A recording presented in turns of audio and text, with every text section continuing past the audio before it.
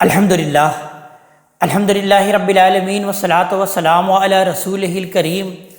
اما بعد فاعوذ باللہ من الشیطان الرجیم بسم اللہ الرحمن الرحیم لقد کان لکم فی رسول اللہ اسوۃ حسنۃ لمن کان یرجو اللہ والیوم الآخر وذکر اللہ کثیرا صدق اللہ العظیم رب اشرح لی صدری ویسر لی امری واحلل عقدۃ من لسانی یفقہوا قولی۔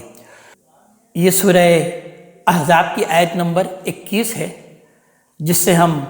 آج کے مطالعہ قرآن حکیم کی ابتدا کر رہے ہیں۔ سورہ احزاب میں آیت نمبر 9 سے غزوہ احزاب پر تبصرہ ہے۔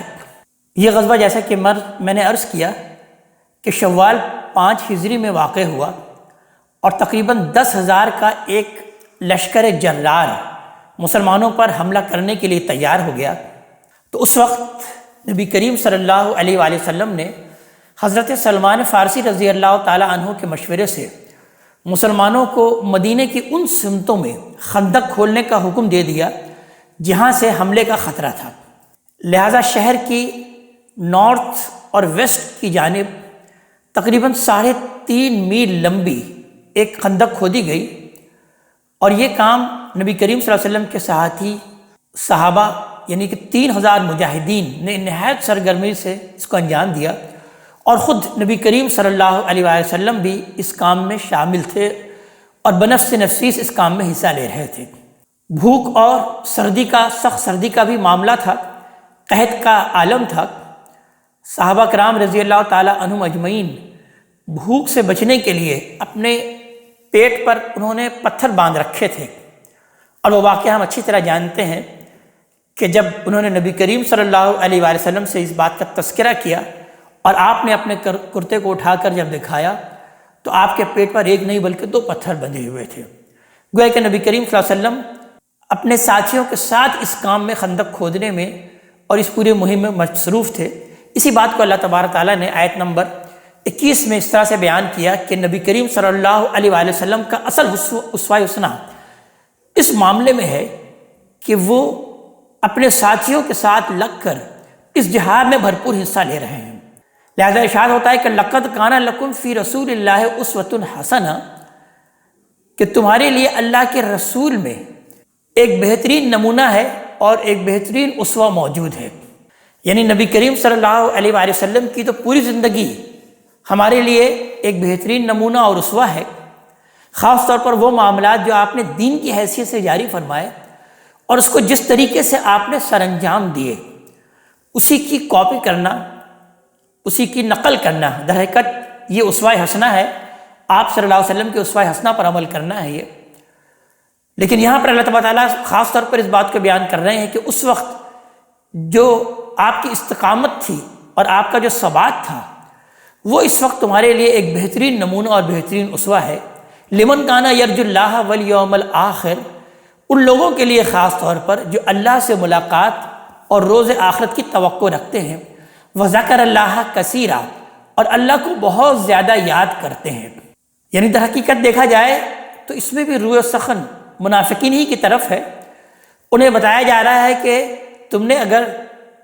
نبی کریم صلی اللہ علیہ وسلم کی پیروی نہیں کی تو اس کی وجہ یہ تھی کہ نہ اللہ اور آخرت پر تمہارا ایمان تھا اور نہ اللہ کی یاد سے تمہارے دل آباد تھے۔ اور یہ سعادت در حقیقت انہی کو حاصل ہوتی ہے جن کے اندر اللہ اور آخرت پر سچا ایمان ہو اور اپنے اس ایمان کو وہ اللہ کی یاد سے تازہ رکھیں۔ تو اس بات کو اللہ تعالیٰ نے اس بات کو یہاں پر بیان فرمایا۔ آگے ارشاد ہوا کہ وَلَمَّا رَأَى الْمُؤْمِنُونَ الْأَحْزَابَ، اور جب سچے اہل ایمان کا حال اس وقت تو یہ تھا کہ انہوں نے جب لشکروں کو دیکھا قالوا ھذا ما وعدنا اللہ ورسولہ، تو وہ تو پکار اٹھے کہ یہ تو وہی چیز ہے جس کا اللہ اور اس کے رسول نے ہم سے وعدہ کیا تھا۔ وصدق اللہ ورسولہ، اور اللہ اور اس کے رسول کی بات بالکل سچی تھی۔ اوپر ہم منافقین کا یہ ذکر پڑھ چکے ہیں، ان کا یہ قول گزر چکا ہے کہ انہوں نے یہ کہا تھا کہ ما وعدنا اللہ ورسولہ الا غرورا، اللہ اور اس کے رسول نے جو وعدے ہم سے کیے تھے وہ تو نرا فریبی نکلا، نرا دھوکہ ہی نکلا۔ یہ در حقیقت اس کے مقابل میں اب سچے مسلمانوں کا تاثر اللہ تعالیٰ بیان فرما رہے ہیں کہ وہ اس عمل کو اس طرح سے دیکھ رہے ہیں کہ اللہ کا وعدہ تو جھوٹا نکلا اور فریب نکلا، لیکن جو سچے مسلمان ہیں ان کا در حقیقت تاثر کیا ہے کہ وہ اللہ اور اس کے رسول کا وعدہ ہی اس کو سمجھ رہے ہیں کہ ان کا یہی تو وعدہ تھا کہ اس کی راہ میں اسی طرح کا صبر آزما امتحان پیش آئیں گے جن سے گزرنے کے بعد ہی تم کو کامیابی کی منزل تک تم پہنچ سکو گے۔ لہذا یہ وعدہ پورا ہو گیا اور یہ بات بالکل سچی ثابت ہو گئی، چونکہ ان کے پیش نظر وہ آیات تھی کہ جو کہ سورہ بقرہ میں بھی گزر چکی ہے، آیت نمبر 214، اور سورہ عنکبوت کی آیت نمبر 2 اور 3 میں بھی یہ بات گزر چکی ہے۔ یہ بات ان کے پیش نظر تھی کہ اللہ تبارک تعالیٰ امتحان لے گا، جیسا کہ سورہ بقرہ کی آیت نمبر 214 میں بیان ہوا کہ ام حسبتم ان تدخلوا الجنہ ولما یاتکم مثل الذین خلوا من قبلکم مستهم الباساء والضراء وزلزلوا حتى يقول الرسول والذین آمنوا معه متى نصر اللہ الا ان نصر اللہ قریب۔ کہ اللہ تعالیٰ نے ارشاد فرمایا کہ کیا تم نے یہ سمجھ رکھا ہے کہ تم جنت میں یوں ہی داخل ہو جاؤ گے، حالانکہ ابھی تو وہ حالات اور واقعات، وہ مثالیں تم تک تو آئی نہیں جو کہ تم سے پہلے لوگوں پر گزری ہیں۔ مستهم الباساء والضراء، ان کو تو ایذائیں پہنچائی گئیں، ان کو ٹارچر کیا گیا، وہ تکلیف میں مبتلا ہوئے، وزلزلوا، اور وہ خوب ہلا مارے گئے، حتی یقول الرسول والذین آمنوا معه متی نصر اللہ، یہاں تک کہ وقت کے رسول اور ان کے ساتھ جو اہل ایمان تھے وہ جو کہہ اٹھے، وہ یہ پکار اٹھے کہ اللہ کی مدد کب آئے گی۔ پھر انہیں کہا گیا کہ الا نصر اللہ قریب، اللہ کی مدد اب قریب ہے۔ تو یہ تو امتحان ہے کہ جو کہ اس راہ میں آنا ہے، اور یہ آ گیا، انہوں نے اس کو امتحان سمجھا۔ اسی طرح سورہ عنکبوت کی آیت نمبر 2 اور 3 میں یہ بات گزر چکی کہ احسب الناس ان یترکوا ان یقولوا آمنا وهم لا یفتنون وَلَقَدْ فَتَنَّا الَّذِينَ مِن قَبْلِهِمْ فَلَا يَعْلَمَنَّ اللَّهُ الَّذِينَ صَدَقُوا وَلَا يَعْلَمَنَّ الْكَاذِبِينَ۔ کیا لوگوں نے یہ سمجھ رکھا ہے کہ وہ محض یہ کہنے پر چھوڑ دیے جائیں گے کہ ہم ایمان لائے اور انہیں آزمایا نہ جائے گا؟ ہم نے تو ان سے پہلے لوگوں کو بھی آزمایا ہے، اور اللہ تبارک تعالیٰ تو جان کر رہے گا کہ کون ہے ان میں سچے اور کون ہے ان میں جھوٹے، جو اپنی دعوی ایمان میں جھوٹے ہیں۔ تو یہ تو امتحان ہے، یہ تو آ کر ہی رہے گا۔ تو اللہ تبارک تعالیٰ نے اسی کی وضاحت کے ساتھ ان باتوں کو بیان کیا کہ اہل ایمان تو در حقیقت سمجھ گئے کہ یہ اللہ تبارک تعالیٰ کی طرف سے امتحان ہے، اور ان کے اندر کوئی کمزوری پیدا نہیں ہوئی، بلکہ اس کے بجائے وما زادہم الا ایمانا و تسلیما، اس چیز نے ان کے ایمان اور ان کی اطاعت کو اور بڑھا دیا، ان کے ایمان اور اسلام میں اور زیادہ اضافہ کیا۔ من المؤمنین رجال، ایمان والوں میں وہ مردان حق بھی ہیں، صدقوا ما عہدوا اللہ علیہ، کہ انہوں نے اللہ سے جس چیز پر عہد کیا تھا اسے پورا کر دکھایا۔ فمنہم من قضا نحبہ، پھر ان میں سے کوئی اپنا ذمہ پورا کر چکا، ومنہم من ینتظر، اور کوئی منتظر ہے، یعنی سر ہتھیلی پر لیے ہوئے انتظار کر رہا ہے کہ کب موقع آئے اور وہ بھی اپنا عہد پورا کرے۔ وما بدلوا تبدیلا، انہوں نے اس میں ذرا بھی تبدیلی نہیں کی۔ اور پھر اللہ تعالیٰ اس بات کو بیان فرما رہے ہیں کہ یہ امتحان در حقیقت اسی لیے برپا کیا گیا تھا کہ لیجزی اللہ الصادقین بصدقہم، تاکہ اللہ سچوں کو ان کی سچائی کا بدلہ دے، ویعذب المنافقین ان شاء، اور منافقوں کو اگر چاہے تو عذاب دے، اور یتوب علیہم، اور چاہے تو ان پر عنایت کر دے، ان کی توبہ کو قبول فرما دے۔ اور کیا جائے تو اس ٹکڑے میں در حقیقت منافقین کے لیے دعوت استغفار ہے کہ ان کے لیے اب بھی گنجائش باقی ہے، اگر وہ چاہیں تو استغفار اور توبہ کے ذریعے سے پھر اللہ کی رحمت کے مستحق ہو سکتے ہیں۔ اور ساتھ ہی یہ یاد دہانی بھی ہے کہ تمام امور کا انحصار اللہ تبارک تعالیٰ ہی کی مشیت پر ہی ہے۔ اس وجہ سے جھوٹے سہاروں پر تکیہ کرنے کے بجائے وہ اپنے آپ کو اللہ ہی کے حوالے کریں، اللہ ہی پر بھروسہ کریں۔ ان اللہ کان غفور الرحیم، بے شک اللہ تبارک تعالیٰ تو بخشنے والا ہے اور اس کی شفقت ابدی ہے۔ آگے آیت نمبر 25 میں ارشاد ہوا کہ ورد اللہ الذین کفروا بغیظہم لم ینالوا خیرا، تم نے دیکھا نہیں کہ اللہ نے منکروں کو اسی طرح اپنا غصہ دلوں میں لیے ہوئے کوئی فائدہ حاصل کیے بغیر پھیر دیا، یعنی جس بغض اور عناد میں بھرے ہوئے وہ آئے تھے اسی کے ساتھ لوٹ گئے، نہ اس کو نکالنے کا انہیں موقع ملا اپنے غصے کو، اور نہ کوئی دوسرا فائدہ وہ حاصل کر سکے۔ ان کے تمام منصوبے بے نام ہو گئے، اور جس طرح آئے تھے بالکل خائب اور خاسر ہو کر اسی طرح واپس چلے گئے۔ وَكَفَى اللَّهُ الْمُؤْمِنِينَ الْقِتَالَ، اور مسلمانوں کی طرف سے اللہ ہی لڑنے کے لیے کافی ہو گیا۔ وَكَانَ اللَّهُ قَوِيًّا عَزِيزًا، اللہ تبارک تعالیٰ تو بہت قوت والا ہے اور بڑا زبردست ہے۔ وَأَنزَلَ الَّذِينَ ظَاهَرُوهُم مِّنْ أَهْلِ الْكِتَابِ مِنْ سِيَاسِيهِمْ، اور اہل کتاب میں سے جنہوں نے ان کی مدد کی تھی، یعنی وہی بنو قریظہ، اللہ انہیں بھی ان کے گھڑیوں سے اتار لایا۔ یعنی بنو قریظہ جن کے ساتھ نبی کریم صلی اللہ علیہ وسلم نے امن اور صلح کا معاہدہ کر رکھا تھا، لیکن منکرین کے لشکروں کو دیکھ کر انہوں نے بھی یہ معاہدہ توڑ دیا اور یہودی لیڈر حی ابن اخطب نظری کے بہکانے سے حملہ آوروں کے ساتھ شامل ہو گئے۔ یہ چیز ظاہر ہے کہ مسلمانوں کے لیے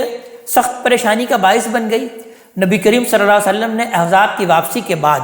جب ان کے نقض عہد اور غداری کی سزا دینے کے لیے ان پر حملہ کیا تو یہ اپنے قلعوں میں محصور ہو گئے، اور کم و بیش بیان کیا جاتا ہے کہ 25 دن تک محصور رہے۔ پھر محاصرے سے تنگ آ کر بالآخر انہوں نے اپنے قلعوں اور گڑھیوں سے ان کو نکلنا پڑ گیا۔ یہ در حقیقت اسی بات کا ذکر ہے، اور آگے اللہ تعالیٰ ارشاد فرما رہے ہیں وَقَذَفَ فِي قُلُوبِهِمُ الرُّعْبَ، اور ان کے دلوں میں اس نے رعب ڈال دیا۔ فَرِيقًا تَقْتُلُونَ وَتَأْسِرُونَ فَرِيقًا، ان کے ایک گروہ کو تم قتل کر رہے تھے اور ایک گروہ کو تم قید کر رہے تھے۔ یہ اصل میں اسی رعب کا نتیجہ ہوا کہ جب انہی کے مقرر کردہ حکم حضرت سعد بن معاذ رضی اللہ تعالیٰ عنہ نے اپنا فیصلہ سنایا کہ ان کے تمام قابل جنگ افراد کو قتل کر دیا جائے اور بقیہ کو قیدی بنا لیا جائے، تو ان میں سے کسی کو اس کے خوف، اس کے خلاف کوئی چوں چرا کرنے کی ان کو کوئی جرت نہیں ہوئی۔ تو آگے اللہ تبارک تعالیٰ ارشاد فرما رہے ہیں کہ وَأَوْرَثَكُمْ أَرْضَهُمْ وَدِيَارَهُمْ وَأَمْوَالَهُمْ، اور ان کی زمین اور ان کے گھروں اور ان کے اموال کا تمہیں وارث بنایا۔ وَأَرْضًا لَمْ تَطَئُوهَا، اور ایک ایسی زمین کا بھی جس کو تمہارے قدموں نے چھوا بھی نہیں ہے۔ یہ در حقیقت خیبر، مکہ اور روم اور شام کی فتوحات کی بشارت ہے۔ مطلب یہ ہے کہ نقد فوری طور پر تو جو کچھ ہم نے تمہیں دیا ہے وہ تم نے دیکھ لیا، لیکن ابھی اور زمینیں بھی ہیں جن کی وراثت ہم نے تمہارے لیے مقدر کر رکھی ہے۔ وَكَانَ اللَّهُ عَلَىٰ كُلِّ شَيْءٍ قَدِيرًا، حقیقت یہ ہے کہ اللہ ہر چیز پر قدرت رکھتا ہے۔ اب یہاں سے غزوہ احزاب پر گفتگو ختم ہوئی۔ اب اللہ تعالیٰ اس بات کو بیان فرما رہے ہیں کہ منافقین کا طرز عمل در حقیقت یہ ہے کہ جب وہ اس طرف سے مایوس ہو گئے تو اب وہ آپ کے گھروں میں اب فتنہ اٹھانا چاہتے ہیں۔ اب منافقین اپنے فتنوں کا وار نبی کریم صلی اللہ علیہ وسلم کی ازواج مطہرات اور ان کے گھروں کی طرف کر رہے ہیں۔ در حقیقت اس پوری صورت میں اگر تدبر کیا جائے تو معلوم ہوتا ہے کہ اس دور میں منافقین کی ریشہ دیوانیاں جس طرح عام مسلمانوں کو اسلام اور نبی کریم صلی اللہ علیہ وسلم سے بدگمان اور برگشتہ کرنے کے لیے بہت بڑھ گئی تھی، اسی طرح منافقات کے ذریعے سے بھی انہوں نے نبی کریم صلی اللہ علیہ وسلم کی گھریلو زندگی کے سکون کو درہم برہم کرنے کے لیے بھی بڑی خطرناک مہم چلا کر رکھی تھی۔ منافق عورتیں امہات المومنین کے گھروں میں جاتی اور نہایت ہمدردانہ انداز میں ان سے کہتی کہ آپ لوگ شریف اور معزز گھرانوں کی بیٹیاں ہیں، لیکن آپ لوگوں کی زندگی ہر راحت اور لذت سے محروم بالکل قیدیوں کی طرح گزر رہی ہے۔ اگر آپ دوسرے گھروں میں ہوتی تو آپ کی زندگیاں بیگمات کی طرح نہایت عیش اور آرام اور ٹھاٹ باٹ کے ساتھ گزرتی، اور پھر ساتھ ساتھ وہ یہ وسوسہ اندازی بھی کرتی کہ اگر یہ یعنی نبی کریم صلی اللہ علیہ وسلم آپ کو طلاق دے دے تو بڑے بڑے رئیس اور سردار آپ لوگوں سے نکاح کے لیے تیار ہیں، وہ آپ لوگوں سے نکاح کر لیں گے، اور اس وقت پھر آپ لوگوں کی زندگیاں قابل رشک ہو جائیں گی۔ اس طرح سے وہ منافقات نبی کریم صلی اللہ علیہ وسلم کے گھر میں یہ فتنہ اٹھانے کی کوشش کرتی تھیں۔ اور آگے کی آیت سے یہ بات بھی سامنے آئے گی کہ منافقین کو جب کبھی نبی کریم صلی اللہ علیہ وسلم کے گھروں میں جانے اور آپ کی ازواج مطہرات رضی اللہ تعالیٰ عنہن سے بات کرنے کا موقع ملتا تو وہ اس موقع سے فائدہ اٹھا کر ان کے اندر کچھ نہ کچھ وسوسہ اندازی کی ضرور کوشش کرتے۔ ان کوششوں سے ان کا اصل مقصد تو نبی کریم صلی اللہ علیہ وسلم کی گھریلو زندگی کے اندر کوئی اس طرح کا فتنہ کھڑا کرنا تھا جس طرح کا فتنہ انہوں نے حضرت عائشہ رضی اللہ تعالیٰ عنہ کے متعلق کھڑا کر دیا تھا، جس کی تفصیلات سورہ نور میں ہم پڑھ چکے۔ ورنہ کسی درجے میں وہ یہ فائدہ تو ان کو واضح طور پر نظر آتا تھا کہ اس سے ازواج مطہرات کے اندر بے اطمینانی پیدا ہو جائے گی، اور کیا عجب اس طرح کوئی ایسی شکل نکل آئے کہ وہ آپ کی ازواج کے ساتھ نکاح کرنے کا جو مذموم ارادہ رکھتے ہیں وہ پورا ہو جائے۔ تو منافقین اور منافقات کی ان چالوں سے اگرچہ امہات المومنین رضی اللہ تعالیٰ عنہن بالکل بے خبر نہیں تھیں، بعض تلخ تجربے ان کو ہو بھی چکے تھے، لیکن در حقیقت شرافت اور کریم النفسی اور باحیا لوگوں کا طریقہ یہ ہوتا ہے کہ کوئی شخص ان کے سامنے اگر ہمدردی اور خیرخواہی کے انداز میں بات کرتا ہے تو وہ اس کے کھوٹ سے واقف ہوتے ہوئے بھی اس کو جواب نرمی سے دیتے ہیں۔ امہات المومنین رضی اللہ تعالیٰ عنہن نے بھی اپنی کریم النفسی کے سبب سے ان لوگوں کو نرمی ہی سے جواب دیا، جس سے پھر اب یہ کمینے لوگ اس ظلم میں مبتلا ہو جاتے ہیں کہ ان کا پروپیگنڈا کامیاب ہو رہا ہے اور وہ بہت جلد اپنے مقصد میں کامیاب ہو جائیں گے۔ تو اس بات کو اب اللہ تبارک تعالیٰ آگے بیان فرما رہے ہیں کہ اب ازواج مطہرات کو اپنی بیویوں کو یہ بتا دیجئے کہ آیا وہ دنیا کی طالب ہیں یا وہ آخرت کی طالب ہیں، اور ظاہر ازواج مطہرات نے پھر آخرت کو ہی پسند کیا، تو اللہ تبارک تعالیٰ نے کچھ ان الفاظ سے نبی کریم صلی اللہ علیہ وسلم کو تلقین کی کہ اپنے بیویوں کو کہہ دیں کہ یا ایھا النبی، اے نبی، کل ازواجک، اپنی بیویوں سے آپ کہہ دیں ان کنتن تردن الحیات الدنیا وزینتہا، تم اگر دنیا کی زندگی اور اس کی زینت چاہتی ہو، فتعالین، تو آؤ، امتعکن واسرحکن سراحا جمیلا، میں تمہیں دے دلا کر خوش اسلوبی کے ساتھ رخصت کر دوں، اور وَإِن كُنتُنَّ تُرِدْنَ اللَّهَ وَرَسُولَهُ وَالدَّارَ الْآخِرَةَ، اور اگر تم اللہ اور اس کے رسول اور آخرت کے گھر کو چاہتی ہو تو ان سب چیزوں سے بے نیاز ہو کر اسی کے لیے، آخرتی کے لیے سرگرم میں عمل ہو جاؤ، اس لیے کہ فَإِنَّ اللَّهَ أَعَدَّ لِلْمُحْسِنَاتِ مِنْكُنَّ أَجْرًا عَظِيمًا، کہ اللہ تبارک تعالیٰ نے تم میں سے احسان کرنے والیوں کے لیے، خوبی کے ساتھ نباہ کرنے والیوں کے لیے بہت بڑا اجر تیار کر رکھا ہے۔ اللہ تعالیٰ کی طرف سے یہ تدبیر در حقیقت اس فتنے کے سد باب کے لیے کی گئی جو ابھی میں نے عرض کیا کہ منافقین اٹھانا چاہتے تھے۔ اس میں ازواج مطہرات کو اختیار دے دیا گیا کہ وہ چاہیں تو دنیا اور اس کے عیش کی طلب میں نبی کریم صلی اللہ علیہ وآلہ وسلم سے الگ ہو جائیں، اور چاہیں تو اللہ اور رسول اور قیامت کے فوز و فلاح کی طلبگار بن کر پورے شعور کے ساتھ ایک مرتبہ پھر یہ فیصلہ کر لیں کہ انہیں اب ہمیشہ کے لیے نبی کریم صلی اللہ علیہ وآلہ وسلم کے ساتھ ہی رہنا ہے۔ ازواج مطہرات نے اس کا جواب میں جو کچھ کہا ان سے یہی متوقع تھا، یعنی تمام کے تمام ازواج مطہرات اسی بات پر راضی ہوئیں کہ وہ اللہ اور اس کے رسول ہی چاہتی ہیں، لہذا یہ تدبیر نہایت کارگر ثابت ہوئی اور ہر شخص پر واضح ہو گیا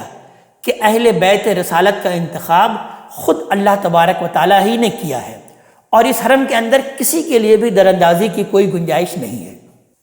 آگے اللہ تبارک و تعالیٰ نے ازواج مطہرات سے براہ راست خطاب کرتے ہوئے آیت نمبر 30 میں ارشاد فرماتے ہیں کہ یا نساء النبی من یأت منکن بفاحشۃ مبینہ، اے نبی کی بیویوں، تم میں سے جو کسی کھلی بے حیائی کا ارتکاب کرے گی، یضاعف لها العذاب ضعفین، اس کے لیے دوہرا عذاب ہے۔ یہ در حقیقت اس قانون کے مطابق ہے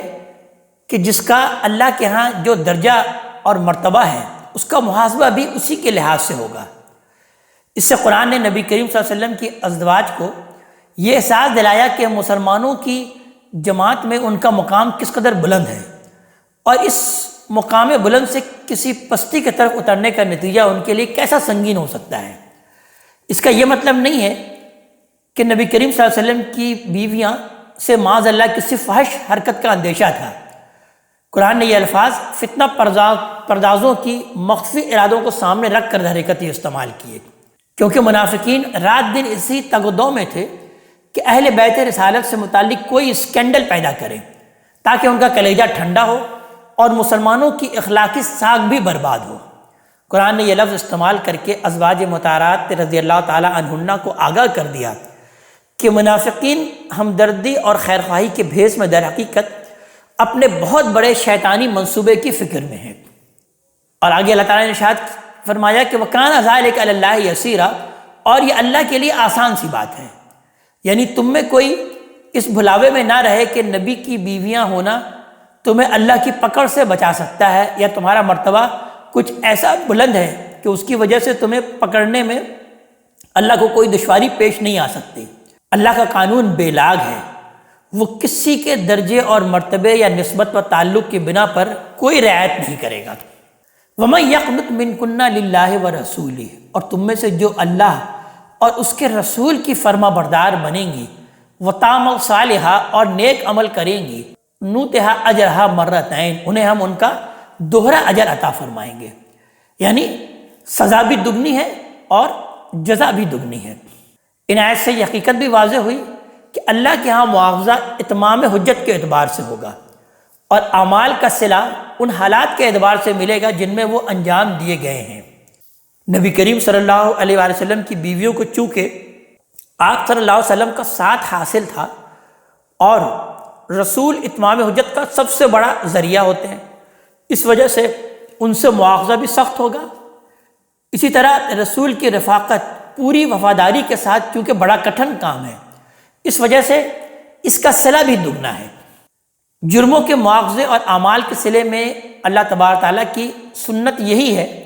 اور یہ بالکل غور کیا جائے تو مبنی بر عدل ہے اور مبنی بر حکمت ہے۔ وَأَعْتَدْنَا لَهَا رِزْقًا كَرِيمًا اور ان کے لیے ہم نے عزت کی روزی تیار کر رکھی ہے، اللہ تبارک تعالیٰ نے بیان فرمایا۔ یا نساء النبی، پھر ازواج مطہرات سے مخاطب کر کے اللہ تبارک تعالیٰ بیان فرما رہے ہیں کہ اے نبی کی بیویوں، لستن کأحد من النساء، تم عام عورتوں کی طرح نہیں ہو۔ مطلب یہ ہے کہ نبی کریم صلی اللہ علیہ وسلم کے ساتھ نسبت اور تعلق کی وجہ سے تمہاری ایک خاص حیثیت ہے جس کو تمہیں ہر حال میں ملحوظ رکھنا چاہیے، اور کوئی ایسی بات نہیں کرنی چاہیے جو اس مرتبے اور مقام کے منافی ہو۔ تمہارے ہر طرز عمل کے اثرات اس دعوت اور اس مشن پر پڑیں گے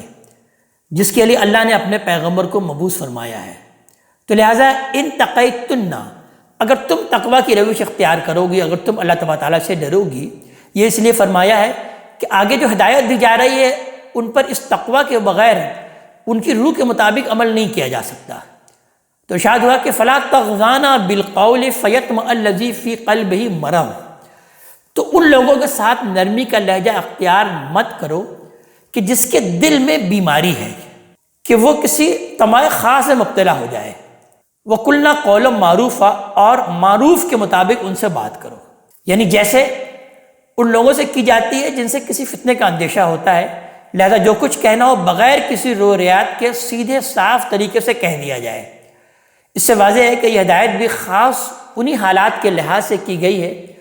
جو اس وقت امہات المومنین کو درپیش تھے۔ عام حالات میں تو ظاہر ہم جانتے ہیں کہ پسندیدہ طریقہ کلام یہی ہے کہ آدمی تواضع کا انداز اختیار کرے، لیکن بعض اوقات حالات و مسائل کا تقاضا یہ ہوتا ہے کہ اس سے مختلف روش اختیار کی جائے، سخت رویہ اختیار کی جائے، یہ حالات کا تقاضا ہوتا ہے۔ تو اوپر یہ بات ہمارے سامنے آ چکی ہے کہ اس دور میں منافقین اور منافقات رات دن چونکہ اس تگدو میں تھے کہ ازواج مطہرات رضی اللہ تعالیٰ عنہن کے دلوں میں وسوسہ اندازی کر کے کوئی ایسی بات نکالیں جس کو ایک فتنہ بنا سکیں۔ ان لوگوں کی باتیں ہمدردانہ رنگ میں ہوتی تھی، اس وجہ سے امہات المومنین بھی ان کا جواب اپنی شرافت نفس کے سبب سے نرم اندازی سے دیتی تھی، جس سے یہ منافقین، یہ مفسدین اور زیادہ دلیر ہوتے جاتے تھے، اور ان کو پھر یہ توقع ہو جاتی تھی کہ وہ بہت جلد اپنی سازش میں کامیاب ہو جائیں گے۔ ان خاص حالات کی بنا پر امہات المومنین کو اپنا رویہ بدل دینے کی ہدایت ہوئی۔ فرمایا کہ اے نبی کی بیویوں، تم عام عورتوں کی مانند نہیں ہو، نبی کے ساتھ نسبت کے باعث تمہاری نیکی اور بدی دونوں کی ایک خاص اہمیت ہے۔ تمہاری نیکی دوسروں کے لیے مثال اور نمونہ بنے گی، اور تم سے کوئی غلطی صادر ہوگی تو اس کو بھی اصحاب الاغراض حجت بنائیں گے۔ اس وجہ سے تمہارے لیے احتیاط کی روش بہتر ہے۔ اگر منافق تمہارے دلوں میں وسوسہ اندازی کرنے کی کوشش کرے تو بربنائے مروت اور شرافت ان کی بات کا جواب نرمی اور تواضع سے نہ دو کہ جس کے دل میں اللہ اور اس کے رسول کے خلاف بغض اور حسد ہے وہ کوئی غلط توقع کر بیٹھے، بلکہ صاف انداز میں اس سے اس طرح بات کہو کہ اگر وہ اپنے دل میں کوئی برا ارادہ لے کر آیا ہے تو اس کو اچھی طرح اندازہ ہو جائے کہ یہاں اب اس کی دال گلنے والی نہیں ہے۔ پھر مزید اللہ تبارک تعالیٰ نے انہیں حکم دیا کہ وَقَرْنَ فِي بُيُوتِكُنَّ، تم اپنے گھروں ہی میں قرار پکڑو، تم اپنے گھروں ہی میں ٹک کر رہو۔ وَلَا تَبَرَّجْنَ تَبَرُّجَ الْجَاهِلِيَّةِ الْأُولَىٰ،